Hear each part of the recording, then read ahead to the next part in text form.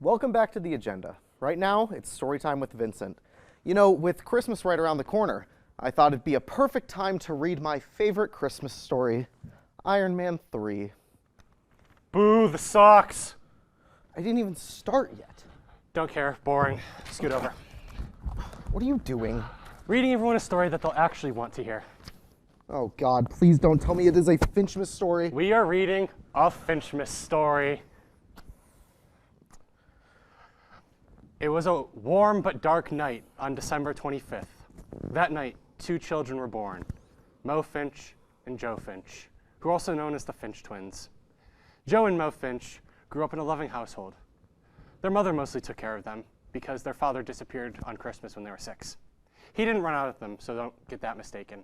He was wanted by the Russian mafia. They all knew the time would come. Papa Finch was not a typical dad. Their bedtime stories never consisted of things like don't let the pigeon drive the bus or if you give a mouse a cookie.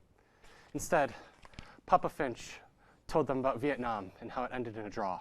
I thought we lost Nam. It ended in a draw. I'm pretty sure it did I'm pretty sure I know a finchmas story better than you do. Fine. Years down the line, Mama Finch found a new guy. Joe and Mo thought he was the coolest dude ever. After 4 years, he popped the question to Mama Finch, and she said yes.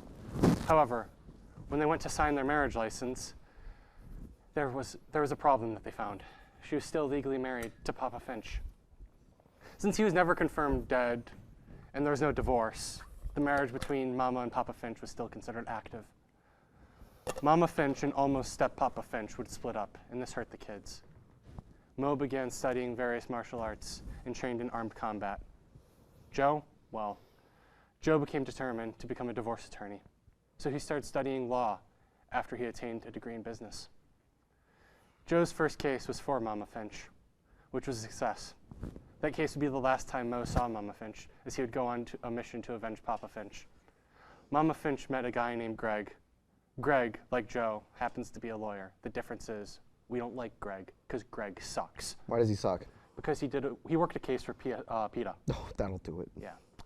Joe and Greg never got along, but Joe constantly wanted to impress and feel validated by Greg.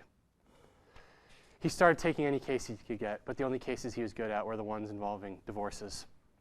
This is due to his scummy techniques of instigating between the parties getting divorced, and even gone as far as setting up traps to help sway the case in his favor. Joe did get some success in the law world, and we would meet a local homewrecker named Joe. That relationship was one of the worst relationships possible. Joe was always cheating on Joe, and Joe was always cheating on Joe. The only difference was Joe was an absolute stud, and Joe was easy and cheap.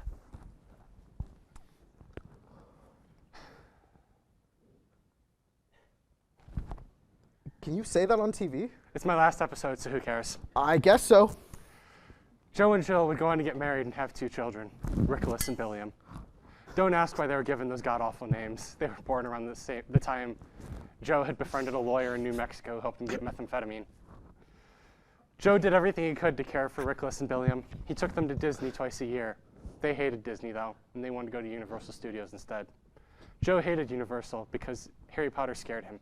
He was convinced that he had a bad experience with a wizard when he was a child, but it was actually just a homeless dude with a long beard and a cool stick. As the years went on, the kids grew older. The marriage did the impossible and got worse. Several attempts were made on Joe's life, usually in the form of falling pianos. And Joe started a used car lot after being kicked out of a case by Judge Grudge. One day, Joe got a knock on his door. It was Mo. Their father overtook the underground crime scene in Russia and countries that were formerly known as part of Yugoslavia. And Mo was the hired gun. Joe never had the best sense of morals or ethics, but even he knew that this was wrong. This started the final rift in the Finch family. Mo saw Joe as a traitor, and Joe saw Mo as Papa Finch's bitch. This began the downfall of Joe Finch, divorce attorney and used car salesman. Mo secretly started a smear campaign against Joe, and Joe tried to counter it by producing commercials and went undercover. This backfired, as many people saw his commercials as low quality and saw Joe Finch as a con man and a thief. Joe Finch got slapped on TV and it went viral. He was exposed as a fraud. He stopped getting cases, stopped getting customers in his car lot, and went broke. His wife filed for divorce, and Greg stepped up and took the case on Jill's side. Joe had to hire a Vinnie Gambini wannabe. This case was very strongly for Joe. This case was going very strongly for Joe. Greg was a pro. Joe got an interview on the show to tell his side of the story, but he showed up drunk and disheveled and made an ass of himself on live TV. During this time, Joe reflected on his life, trying to figure out how and why everything went the way it did. Then one day, Mama Finch called Joe. Greg had been arrested for money laundering. After Mo heard about this, he hired Joe Finch's college roommate, Paul Woodman, to defend Joe. Joe stepped up and took the case for himself. During the case, Paul and Joe bonded over their hatred for Jill and how she smelled very bad. Two corrupt lawyers side by side, doing anything for money. Since Joe had not much left to lose, he threw the case, agreeing to the divorce. Joe finally realized what he wanted in life. He no longer wanted to be a con artist. He wanted to be a symbol of unity and happiness. He wanted to open a theme park. Joe Finch had been watching Joe's every move, and he hated that Joe had a plan to get things working for him again. So the next day, I forgot to flip a few pages. So the next day, as Joe walked to this office to work on retiring from his services, Mo knew that he could do the impossible and pushed a piano off the 8th floor balcony. Joe Finch was crushed to death. The funeral for him was very small. Only 5 people showed up: Rickolas, Billiam, Mama Finch, Paul Woodman, and Judge Grudge. Will Joe Finch be remembered for the man he was?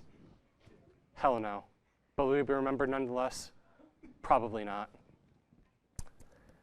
And that ends the Joe Finch saga. Wow, Kyle, that was a really short story. What about it screamed Christmas? Dude, he was born on Christmas. That makes it a Christmas story. No, it doesn't. I'm pretty sure I know more about Christmas than you do, Vincent. Whatever. Can I read Iron Man 3 now? No, Why? because we're out of time. Wait, hold on.